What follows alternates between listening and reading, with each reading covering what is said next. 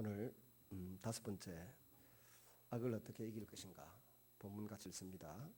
창세기 4장 7절입니다. 시작. 내가 선을 행하면 어찌 낯을 들지 못하겠느냐. 선을 행치 아니하면 죄가 문에 엎드리느니라. 죄의 소원은 내게 있으나 너는 죄를 다스릴지니라.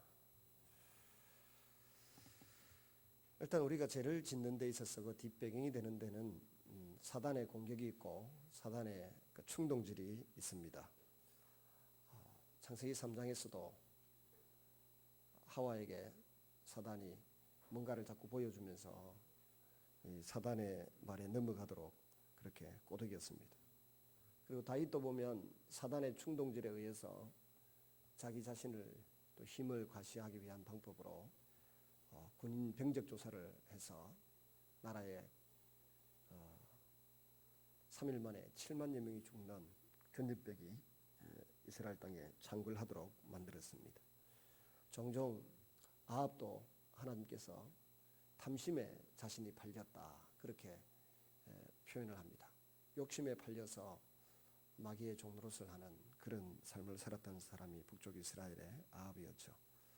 야간 사단은 사람의 배 위에서 사람을 유혹하고 죄의 낙을 꿈꾸고 바라보게 하며 죄에 걸려서 꼼짝달싹하지 못하도록 그렇게 분위기를 조장하고 우리 속에 생각을 집어넣습니다. 특별히 알아야 되는 것은 요한복음 13장 2절에 나오는 것처럼 사단은 우리에게 생각을 집어넣습니다. 가룟 유다에게 예수를 팔려고 하는 생각을 집어넣었던 그 사단이 우리의 머릿속에 우리의 마음에 집어넣는 생각이 있는데 그거를 어디에서 왔는지 이 출처가 어딘지 잘 구분해서 파악할 수 있는 능력이 있어야 되잖아요. 그 능력을 갖는 데 있어서 중요한 것이 두 가지입니다. 하나는 하나님 말씀에 비추어서 이것이 사단에게서 왔는지 아니면 세상에서 왔는지 알 수 있는 거고, 둘째는 성령님이 이제 깨닫게 하시는 거죠. 뭔가 불안하고 그림직하고 내키지 않는 것이라 그러면 생각을 행동으로 옮기고 입으로 표현하기 전에 그걸 잘 점검해서 하나님의 뜻인지 아닌지 구분해보는, 분별을 해보는 그런 자세가 필요하겠습니다. 오늘 이런 그 사단이 주는 생각이 우리의 마음에 자리 잡았을 때 우리는 그걸 모르고 자꾸 내 욕심 중심으로 아니면 감정 중심으로 판단을 해서 이게 진짜 사랑이다, 이게 기가 막힌 아이디어다, 이런 생각을 하면서 그걸 덥석 물거나 손에 잡으려고 합니다. 그러면 사단의 계략에 넘어가는 거죠. 그래서 항상 성령님이 주시는 하나님 말씀의 기준에 비추어서 건전하고 바른 생각이 있습니다. 그것과 사단이 집어넣는 이 생각을 잘 구분하고 정리해서 물리치는 그런 사람들이 되어야 되겠죠. 고린도후서 10장에 보면 그 사단의 생각을, 사단이 집어넣는 모든 이론, 사상, 생각을 우리가 사로잡아서 예수님께 복종시켜야 된다 그랬습니다. 내 생각이 다 내 것이라고 옳을 거라고 확신하고 판단하고 큰소리 뻥뻥 치는 사람들이 있습니다. 오늘 또 그 세월호 그 뉴스에 보니까 심층 토론하는데 보니까 그 유병헌 씨 같은 경우는 과거에 시한부 종말론을 많이 강조했더라고요. 시한부 종말론을 강조해서 그 1년 동안, 앞으로 1년 뒤에 지구의 종말이 오니까 1년 동안은 뭐 벌어온 돈 전부 다 거기에 다 갖다 바치고 그 정동석 교수, 지금은 그분이 목사님이 되어 계시더군요. 오대양 사건 때 정언했던 심신대학의 정동석 교수가 나와서 강의하는데 들으니까 완전히 시한부 종말론을 주장해서 교인들의 재산을 갈취하고 뜯어모으고 그렇게 했다더라고요. 그때는 또 자기는 그게 또 맞는 걸로 생각했겠죠. 그러나 그게 사단에게 속은 것이고 그 이후에도 계속 그런 행동을 일삼는 것입니다. 우리가 마귀에게 속지 않기 위해서는 자꾸 마음을 비우고 내가 하나님의 자녀라고 하는 이 확신을 분명히 갖는 것이 필요합니다. 이제 본론으로 들어가서 한번 보겠습니다.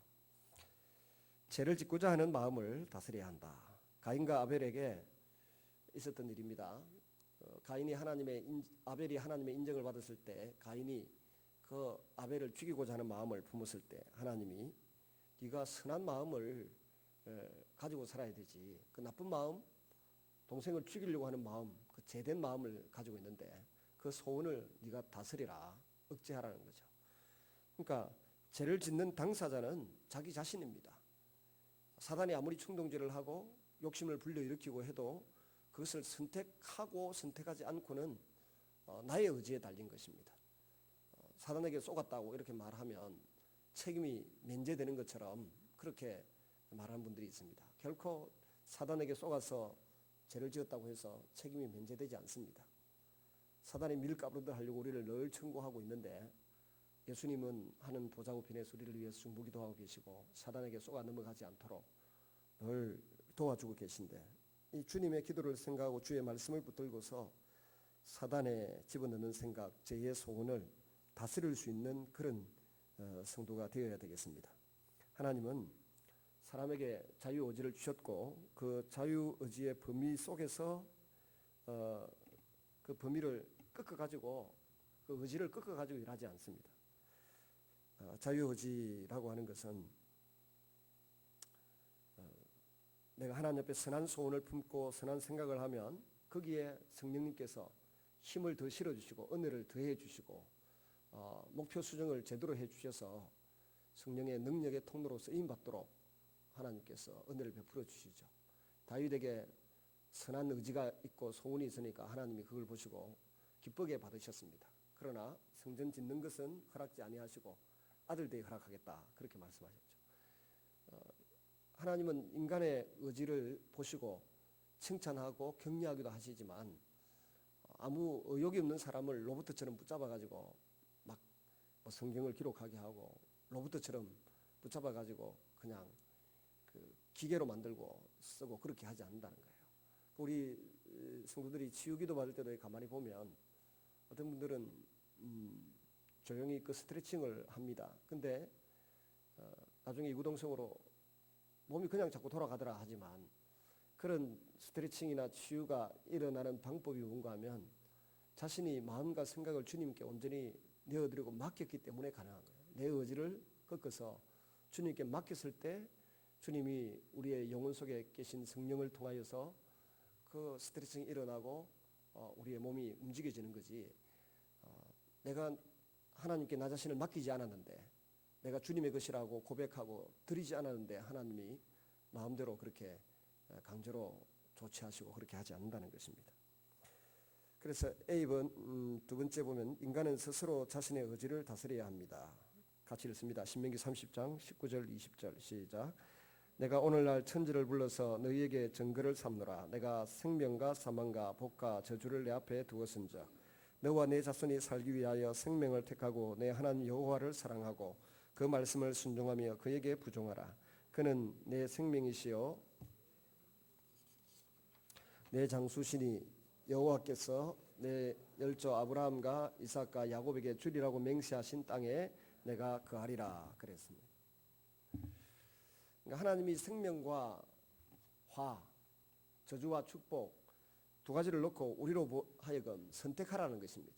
그래서 내 의지로 생명을 선택하고 복을 선택하면 하나님이 그 통로로 걸어가도록 은혜를 베풀어 주시고, 화와 저주를 선택하면 그 길로 갈 수밖에 없는 거죠. 하나님도 어찌할 수 없는 것입니다. 왜냐하면 우리에게 하나님의 형상을 허락하셨고 자유의지를 허락하셨기 때문에 그렇다는 것입니다.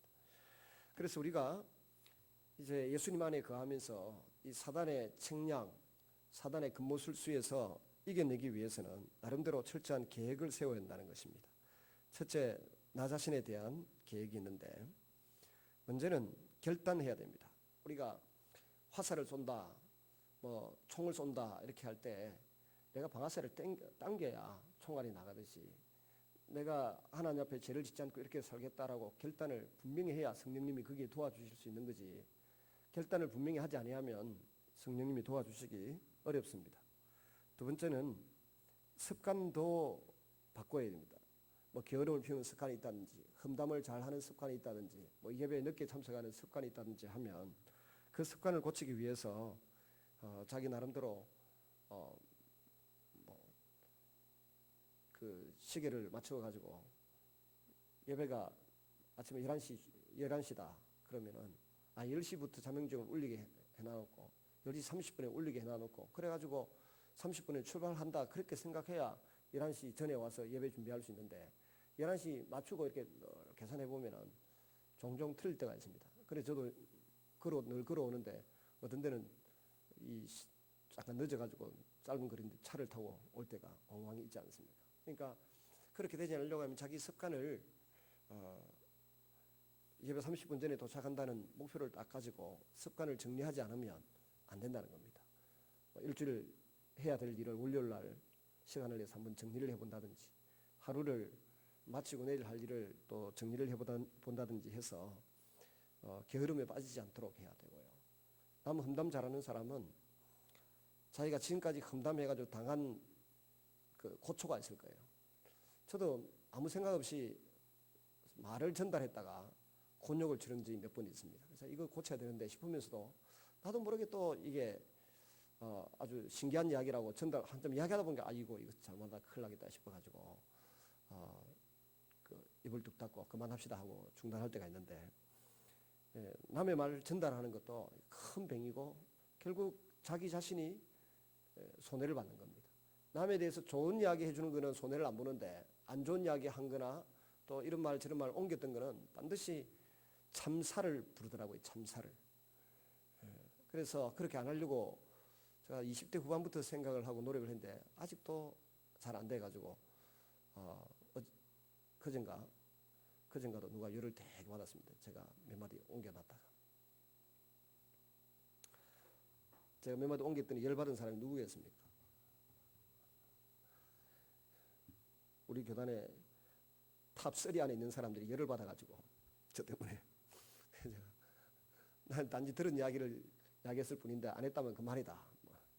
전 그걸로 끝내세요. 근데 비가 오니까 농담하다 그랬죠. 비가 오니까 밖에 나가서 그 열 오르는 거를 그 비 좀 맞으면서 열을 좀 식히세요. 근데 놨더니 그 다음에 답이 없더라고.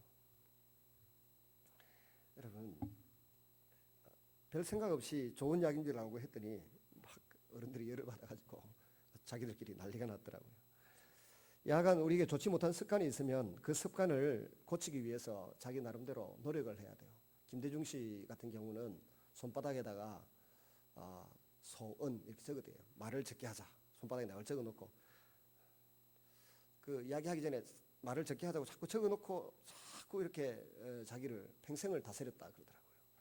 우리에게 좋지 못한 습관이 있을 때 그것을 다스리기 위해서 나름대로 노력을 해야 됩니다. 성격도 자기 성격이 좋지 못하면 좋지 못한 성격을 고치기 위해서 아주 좋은 성품을 가진 사람들을 바라보고 교제하고 사귀는 게 필요합니다.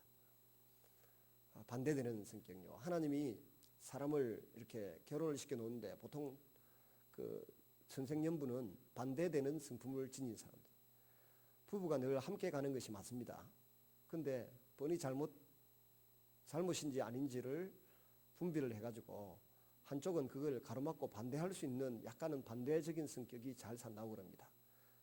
둘이 똑같으면은 망할 때도 똑같이 망하게 되어 있답니다. 그래서 한쪽이 좀 급하면 한쪽은 좀 덜 급한 사람, 한쪽은 그냥 말이 앞서면 한쪽은 행동이 앞선다든지 말은 좀 천천히 하고 뭐 이렇게 하여튼 약간 대조적인 사람과 만나는 것이 부부가 가정을 행복하게 꾸려갈 수 있는 방법 중에 하나라 그러는데 우리는 이제 성도들끼리 또 목회자로 살아가면서 다른 사람을 사귈 때 나에게 약점이 있는 부분을 안 가지고 있는 사람을 만나서 자꾸 보면서 저렇게 해야지 저렇게 해야지 하는 그런 사람을 만나게 되면 도움이 많이 된다는 겁니다.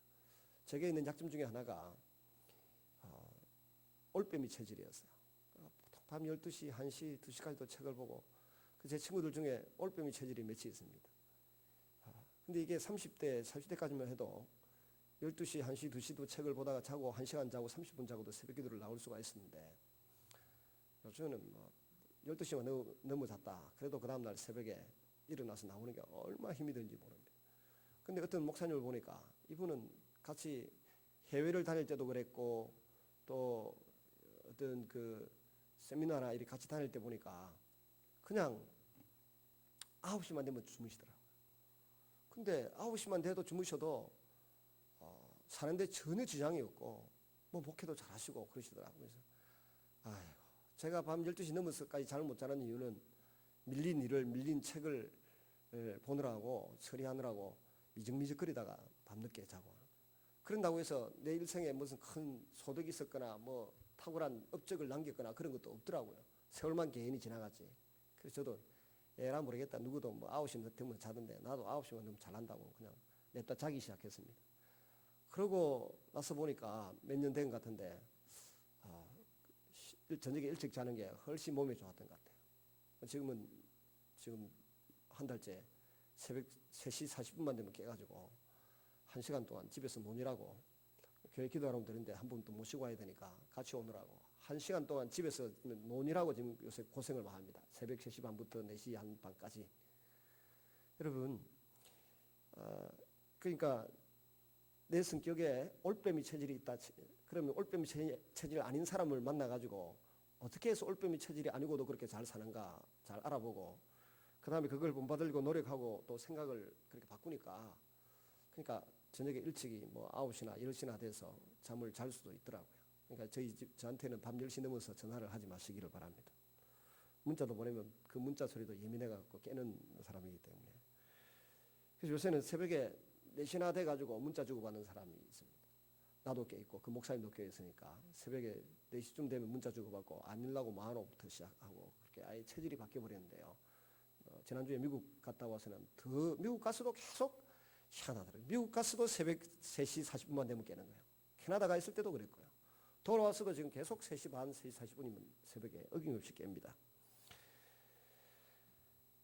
그 다음 네 번째, 자아상인데요. 죄를 짓지 않겠다고 결단하는 것도 중요하고 습관을 고치는 것도 중요하고 성격도 조금 이렇게 바꿔보려고 교제권을 새롭게 행사하는 것도 필요한데, 제일 중요한 것은 자아상입니다. 자기를 그리스도 안에 있는 자로 구원받은 자로 스스로 정체성을 확보하지 않는 이상 사람이 새로워지기 어렵습니다. 내가 하나님의 자녀다, 내가 뭐 왕 같은 제사장이다, 내가 또 사람을 섬기는 자다, 뭐 이런 내가 누구인가에 대한 분명한 깨달음과 확신이 없으면 여러분, 하나님 앞에서 하나님 원하시는 믿음의 길을 걸어가기가 어렵습니다. 분명히 내가 예수님이 피로 값주고 사신, 주님이 자기 생명보다 더 사랑하신 하나님의 자녀라고 하는 이 분명한 자기 확신이 있어야 됩니다. 그래야만 그 하나님의 사랑을 확신하기 때문에 큰 문제도 크지 않고 작은 문제도 때로는 중요하게 여겨지는 이 사고의 가치 부여와 사고의 발상의 전환이 일어나는 것입니다. 우리는 우리의 자녀가 병들거나 어려움을 겪는다고 하면 모든 수단 방법을 총동원해서 그 자녀를 치유하고 고치고 어떻게 잘 만들어 주려고 애를 많이 쓸 겁니다. 근데 예수님은, 하나님은 자기 생명을 희생해서 우리를 구원하셨고 우리를 자녀라고 삼으셨다고 그래요. 그러면 우리를 자녀로 삼으신 이 하나님이 우리를 얼마나 끔찍히 여기시고 사랑하시는가, 그것에 대한 확신이 있어야 돼요. 이게 추상적인 이야기가 아니고 실제로 삶을 살아가면서 경험하고 체험하고 나니까 여기에 대한 분명한 확신이 있어요. 이 확신이 있어야 됩니다.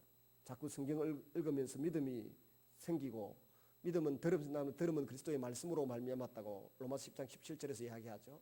성경 말씀 읽고 설교를 듣고 또 다른 사람의 삶을 보고 내 삶을 가만히 돌아보면 인간의 경험이나 지식이나 노력이나 의지 가지고 도무지 안 되는 불가항력적인 일들이 많이 있었습니다. 그런데 오늘까지 우리를 생명을 연장하시고 살게 하신 이 하나님이 나를 사랑하신다. 과거에도 사랑하시지만 지금도 사랑하셨고 10년 뒤에도 사랑하실 것이고 그 뒤에도 영원히 사랑하실 것이라는 이 확신을 가지고 있으면 마음에 든든한 마음이 들고 자신감이 생긴다는 거예요. 그래서 제지으려고 억지로 머리를 이리 굴리고 저리 굴리고 할 필요가 없는 거죠. 그냥 가만히 있어도 사라지더라. 하영조 목사님 마지막 설교처럼 인생은 수동태이더라. 하나님이 끌고 가시는 대로, 이끌어 가시는 대로 따라가다 보면 그냥 열매가 맺고 꽃이 피고 내 인생의 자아가 실현되더라. 뭐 이런 고백을 하면서 살아가야 되는 거죠. 나의 자상이 누구냐는 겁니다. 그리스도 안에 있는 사람이다. 이 말은 하나님이 자기 목숨을 희생했어도 우리를 사랑하시는 그런 나라는 사실입니다. 장성호 집사님 오늘은 좀 살만했습니까? 네. 하나님이 집사님을 사랑하시니까 제 말을 믿고 아빠한테 한 3일 휴가를 얻어가지고 아도 셋이나 넷이나 맺히고 저도 요새 나이를 먹으니까 저 집에 아가 셋인지 넷인지 헷갈리는데 몇이에요? 4명? 아를 4명이나 낳았는데 3일만 휴가를 주세요. 제가 몇 년 전에 정말 머리가 아프고 힘이 들어서 우리 그 장모님 두 분한테 이러다가 내 죽을 것 같으니까 한 200만 원 주면 저 필리핀 가서 한 달 동안 잠 실컷 자고 올 테니까 보내달라 하니까 재직해서 많은 돈을 주셔서 제가 한 달인가 2달인가 실컷 자고 온 적이 있어요. 근데 아프다 하니까 누가 또 뭘 갖다 주더라고. 장례삼인가. 그래 그거를 먹고 이제 나갈 준비를 하는데 그 장례삼이라고 하는 게 별거 아닌 것 같아도 이 팔이 채로 그냥 뭐라 해서 먹었는데 네 풀인가 마지막 그 먹기 직전에 보니까 몸이 살아났더라고요. 아마 그 당시 지금처럼 지금 시차 문제로 아직 비리비리 하고 있는데 마지막에 딱 마지막 날 먹는데 아직 몸에 힘이 솟아났더라고요. 그래서 이게 살아났다 하면서 갔어요. 갔는데 한 달 딱 쉬는 중에 사람의 몸에 어떤 변화가 일어나는가 하면은 잇몸 지금 제 태클이 한 7개 10개 정도밖에 못 할 겁니다. 근데 중학교 3학년 때 고등학교 3학년 때는 20개 씩했다고. 근데 턱걸이를 하는데 첫날 풀장에서 어떻게 턱걸이를 하는데 7개를 겨우 했어요. 근데 2주 뒤에 아무 짓도 안 하고 아무것도 안 했는데 갑자기 계력이 솟아나가지고 20개를 하는 거예요, 제가. 그래서 제가 너무 놀라고 옆에 보고 있던 우리 이경근 선교사님도 놀래가지고 이 사람의 스트레스라고 하는 게 이렇게 무섭구나. 첫날 처음 가서 며칠 동안 7개밖에 못하던 이 턱걸이를 2주 지나고 난 뒤에는 그냥 나도 모르는 사이에 20개를 간단하게 하고서 이게 뭔 일이냐고 비명을 질렀던 적이 있습니다. 사람이 스트레스를 그렇게 많이 받으면 자기도 모르는 사이에 어려서 쫙 쌓여 있다가 어느 정점에 가면 아무것도 움직일 수 없는 상황이 온다. 우리 저 집사님을 보니까 스트레스를 많이 받으셔가지고 아픈데 아픈 거를 의사가 치유해 주거나 누가 치유해 줄 수 있는 것 같으면 모르는데 제가 보니까 치유 불가라. 근데 하나님만 하실 수 있는 것이고 쉬는 것이 필요하겠다 싶어서 제가 쉬라고 이야기했어요. 근데 또 누가 가가지고 장주사 불치의 병이 있는 거야. 또 물으면 또 곤란하다. 불치의 병이 아니고 이 집회하면서부터 많이 좋아지셔가지고 오늘은 가뿐하게 잘 사셨답니다. 여러분, 그다음 두 번째 환경에 대한 계획. 생활 환경. 악으로 유혹하는 것은 생활 환경에서 제거해야 됩니다. 어떤 성도들 집에 신방 가보면 요즘은 없는데 제가 우리 교회 처음 와서 그 집에 어느 집에 신방 갔더니 그 거실에 뭡니까? 많이 있는데 어떤 집에 가보면 여행 갔다 온다고 중국 거 뭐 인도네시아 거 온 세계에서 기념품 돌덩어리 가져왔다가 뭔데 정신아 이사 갈 때마다 무거워서 처치곤란이 그런 거다.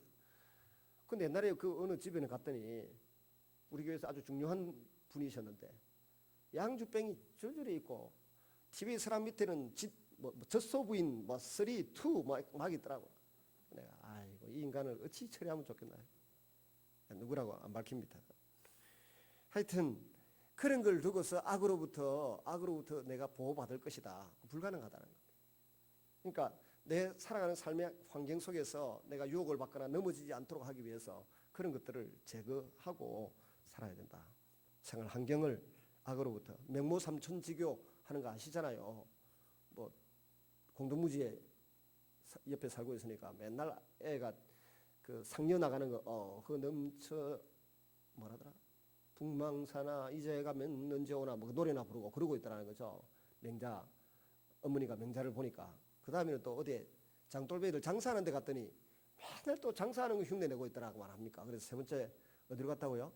서당 옆으로 갔더니 그때부터는 하늘 천 따지 건물 누릴 환경이 그렇게 중요하다는 것입니다. 우리의 삶의 환경을 신앙생활을 잘 할 수 있는 그런 여건을 가지고 살아야 한다는 겁니다. 두 번째, 인간의 환경은 나쁜 영향을 줄 수 있는 사람들을 멀리해야 됩니다. 금묵자흑, 시커먼 사람 옆에 붙어 살면 시커멓게지고 하얀 사람 옆에 붙어 살면 하얗게 되는, 피부가 된다는 게 아니라 마음 씀씀이 행동하는 게 그렇게 된다는 것입니다. 세 번째는 선한 계획을 세워야 된다는 겁니다. 우리에게 주어진 시간은 하나님의 선물인데 이것이 한계가 있습니다. 이 귀한 시간을 어떻게 사용할 것인가를 놓고 기도하는데 얼마, 성경 읽는데 얼마, 뭐 책 읽는데 얼마, TV 보는데 얼마, 뭐 사람들을 사귀고 커피 마시는데 얼마, 이렇게 시간을 좀 정해놔 놓고 이렇게 잘 활용을 해야 한다는 것입니다. 심령이 가난한 자는 복이 있나니 천국이 저희 것이며 그랬습니다. 특별히 이 심령이 가난하다는 말은 어젠가 제가 말씀드린 것 같은데, 하나님이 우리를 보실 때 내 마음이 어떤가 그것을 깨닫고서, 내가 어떤 사람인가를 깨닫고서 하나님 살려주세요, 하나님 외에는 답이 없습니다, 그렇게 고백하는 상태가 심령이 가난한 자의 마음 자세라 그럽니다. 하나님 보시니까 내가 뭐 돈을 수천억을 들고 있어도 하나님 볼 때는 죄인이고, 내가 아무리 미모를 갖고 가지고 예뻐도 하나님 보실 때는 이게 피부도 미인도 피부 한 꺼풀에 불과하고 별거 아니다는 것을 깨닫는 거죠. 그리고 주님을 바라보고 의지하고 신뢰하고 도움을 청하는 그런 마음이 심령이 가난한 자라 그러고, 심령이 가난한 자는 복을 받는데 천국 티켓을 비자를 확보한 사람이라는 겁니다. 지구촌 교회에 계시다가 은퇴하셨던 이동훈 목사님은 이 심령이 가난한 자의 특징을 4가지로 이야기했습니다. 첫째는 자기 자신에 대해서 용납하는 것, 내 키가 크든지 작든지 용납하는 것. 둘째는 다른 사람을 용납하는 것, 다른 사람을 용납하는 것, 다른 사람의 허물이나 장점이나 단점 용납하는 것. 셋째는 어떤 그 환경을 용납하는 것, 내 삶의 환경이 별로 유복하고 윤택하고 풍요롭지 못한다 할지라도 이 환경 속에서 내가 하나님 앞에 살겠다라고 결심을 하고 환경을 용납하는 것. 그럼 네 번째는 하나님의 뜻이라고 하면 무엇이든지 수용하는 자세. 이것이 되어 있는 사람이 심령이 가난한 사람. 심령이 가난하기 때문에 하나님이 나를 이렇게 만들어 주신 것에 대해서 승복합니다. 심령이 가난하기 때문에 내 남편 다리가 무시다리라도 용납합니다. 또 내 남편이 벌어오는 돈이 이웃집에 누구 남편만큼 많지 않아도 우리는 행복하게 살 수 있습니다. 환경을 용납하는 것. 그리고 하나님의 뜻이 어디 있다 그러면 그 뜻에 대해서는 무조건 순복하려고 하는 그런 자세가 되어 있는 사람이 심령이 가난한 사람이라고. 제가 어떤 아이가 중시를 서서 만나고 오더만은 이렇게 이야기해요. 그 사람하고 결혼하면 내가 아는 사람들이 있는 곳에서 살지 않고 저 어디 외국에 가서 그 사람은 좀 감춰놓고 살아야 되지, 어디 데리고 같이 다니면서 못 살겠더라.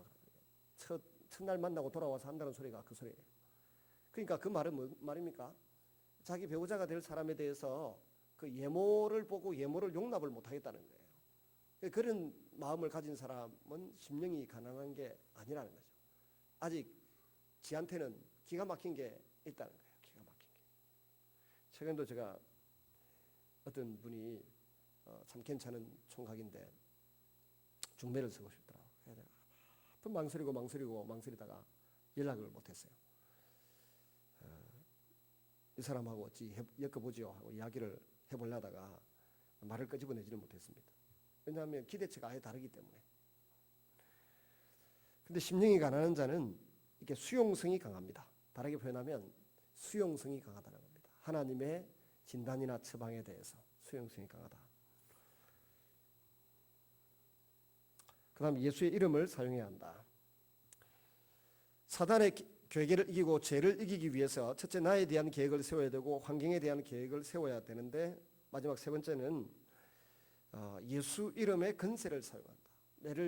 나로 하여금 죄를 짓도록 충동하고 유혹하는 그 배후에는 반드시 사단이 있음을 깨닫고 직시하면서 나사렛 예수 이름을 명하노니 사단아 떠나가라, 그렇게 명령해야 된다는 겁니다.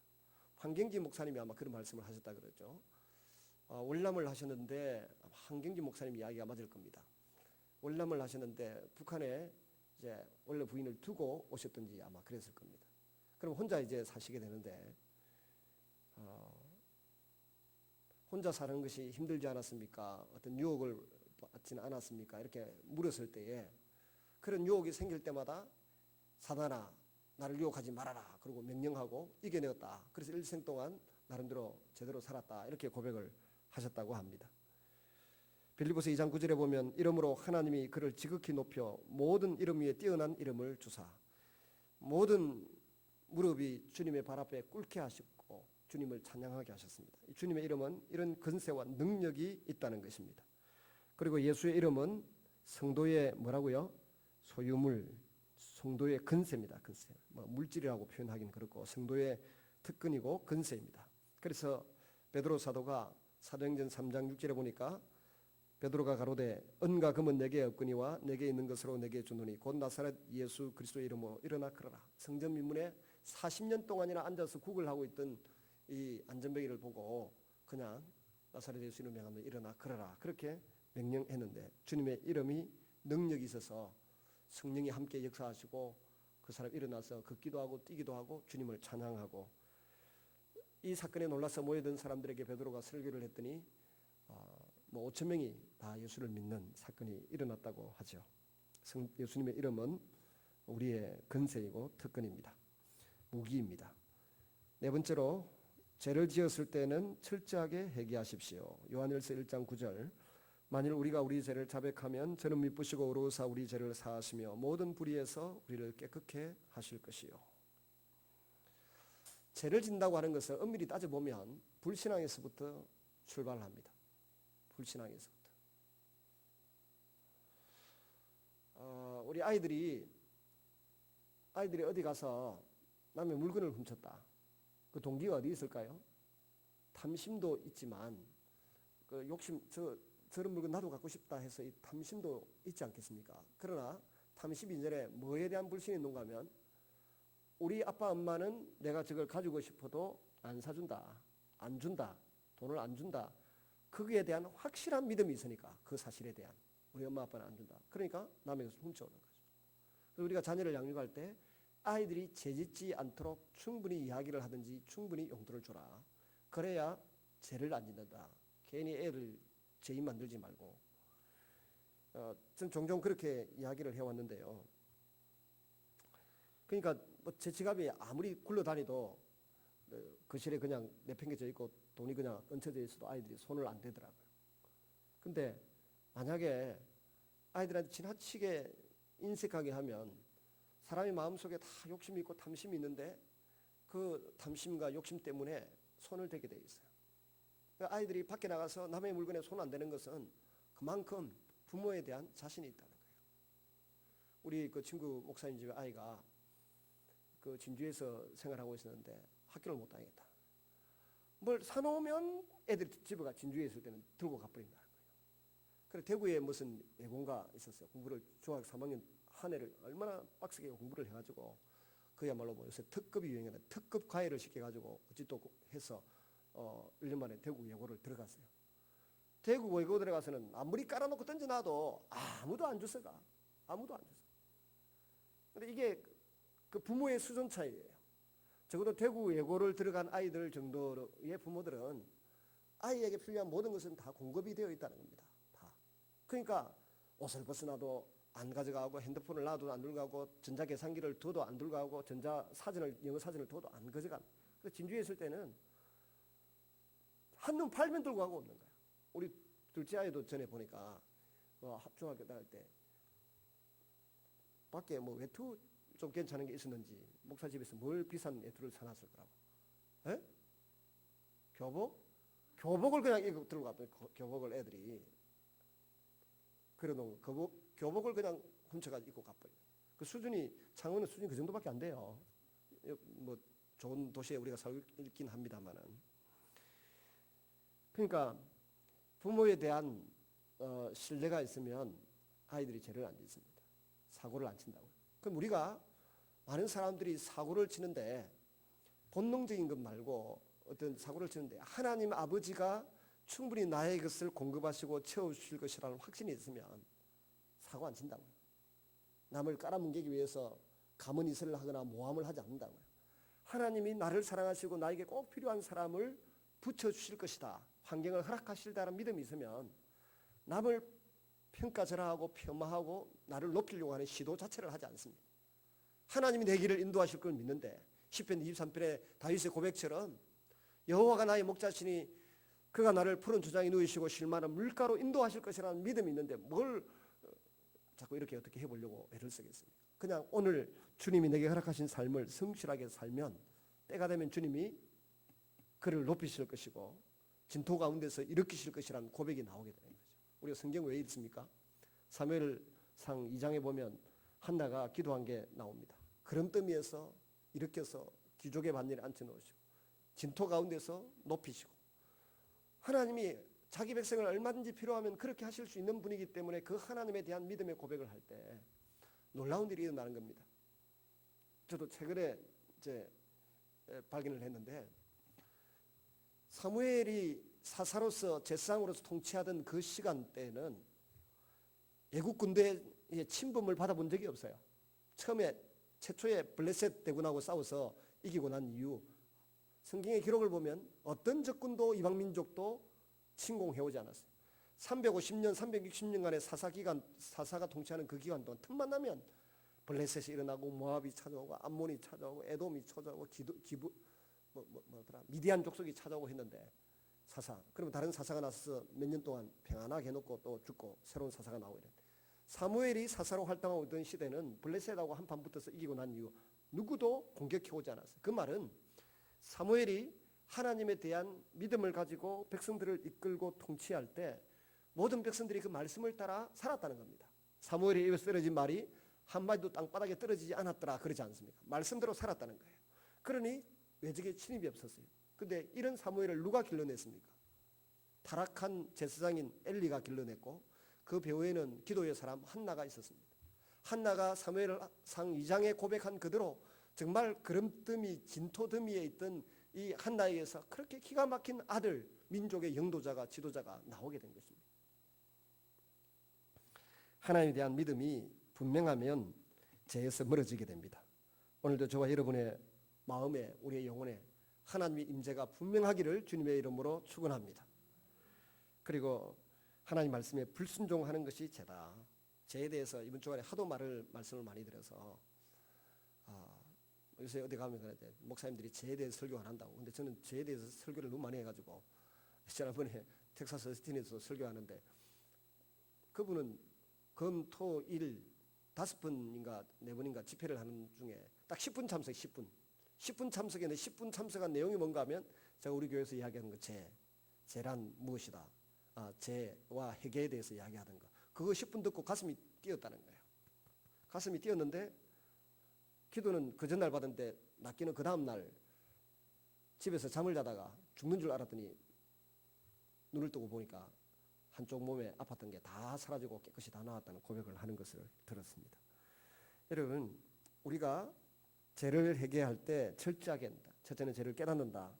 그 다음에 죄를 뉘우치고 슬퍼하고 눈물을 흘리는 것입니다. 셋째는 다시는 그 죄를 짓지 않겠다고 결심하는 것입니다. 넷째는 경건한 생활로 바꾸는 거죠.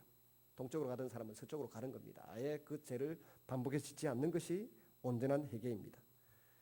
근데 두 번째 단계에서 죄를 슬퍼하고 죄를 깨닫고 난 이후에 두 번째 단계 죄를 슬퍼하고 안타까워할 때 해야 되는 일이 뭔가 하면은 요한일서 1장 9절에 나오는 것처럼 우리가 우리 죄를 자백하면 죄는 미쁘시고 의로우사 우리 죄를 사하실 것이고 모든 불의에서 우리를 깨끗게 하실 것이라는 믿음을 가지고, 주님 내가 이런 점에 있어서 이렇게 잘못하고 있는데 다시는 이 죄를 짓지 않기를 원합니다.